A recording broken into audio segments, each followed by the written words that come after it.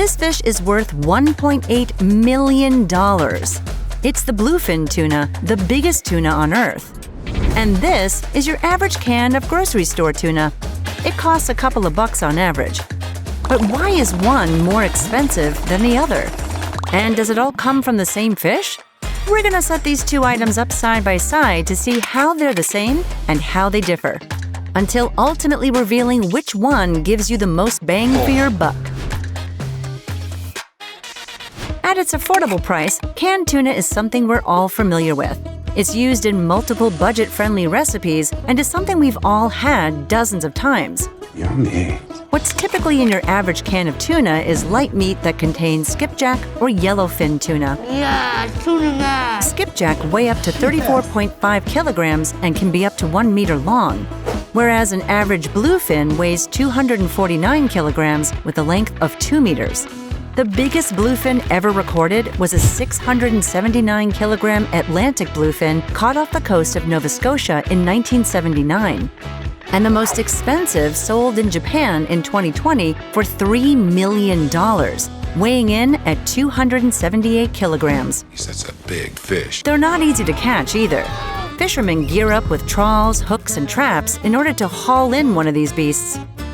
And in many regions, there are limits to how many can be caught. It's not uncommon for commercial boats to be limited to catching 3 large bluefins per trip. Recreational anglers can only catch 1 per day, making this fish a rare find.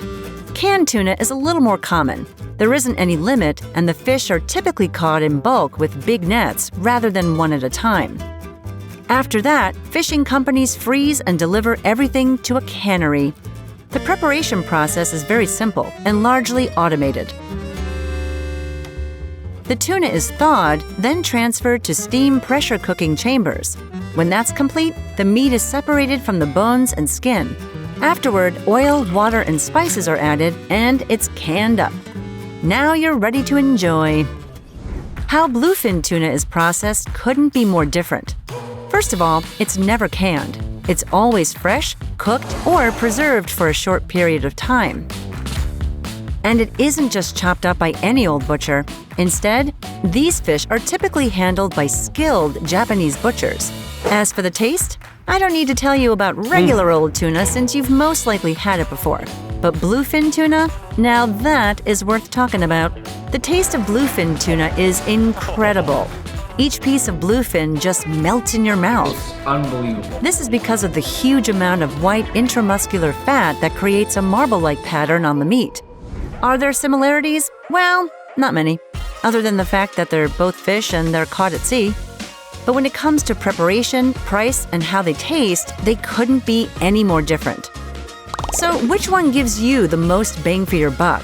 You can't go wrong with an old reliable like canned tuna, but bluefin tuna is truly a once-in-a-lifetime experience. But don't worry, you don't have to spend a whopping $1.8 million to get your hands on this fish.